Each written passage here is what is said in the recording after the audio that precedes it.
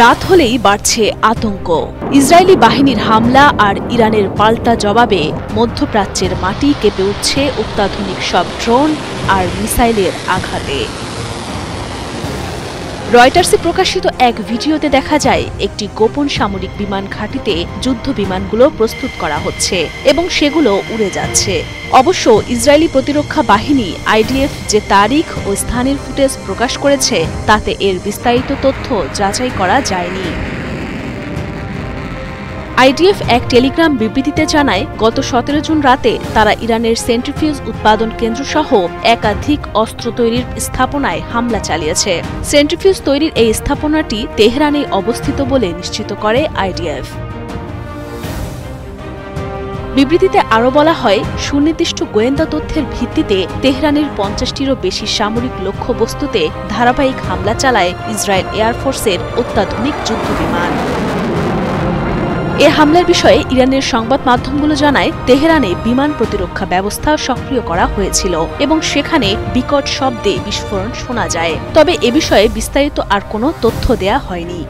গত 13 June IDF operation rising lion শুরু করে।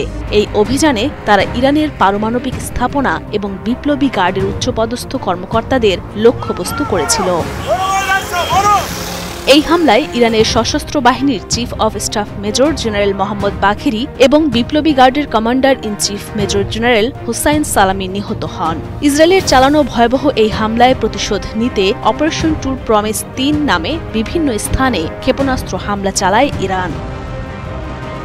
তেল আবিব সহ কৌশলগত স্থানগুলো ছিল তাদের লক্ষ্য। এই হামলায় হতাহতের ঘটনা ঘটে এবং একাধিক ভবনের ক্ষতি হয়। ইসরায়েলের এই হামলার তীব্র নিন্দা জানিয়েছে বহু দেশ ও সংস্থা। এদের মধ্যে রয়েছে লেবানন, সৌদি আরব, ইরাক, সংযুক্ত আরব আমিরাত, রাশিয়া, চীন, মিশর, কুয়েত এবং জর্ডান।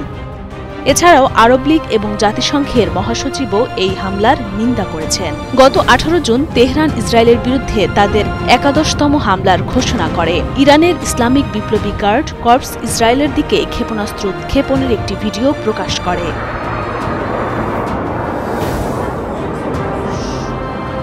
ইসরায়েলি প্রতিরক্ষা বাহিনী জানায়, ইরান থেকে ক্ষেপণাস্ত্র উৎক্ষেপণের পর বুধবার ভোরে ইসরায়েলের বিভিন্ন এলাকায় সাইরেন বেজে ওঠে। পরে ইসরায়েলি বাহিনী ঘোষণা করে যে তারা ইরানের রাজধানী তেহরানে ধারাবাহিক হামলা চালিয়েছে।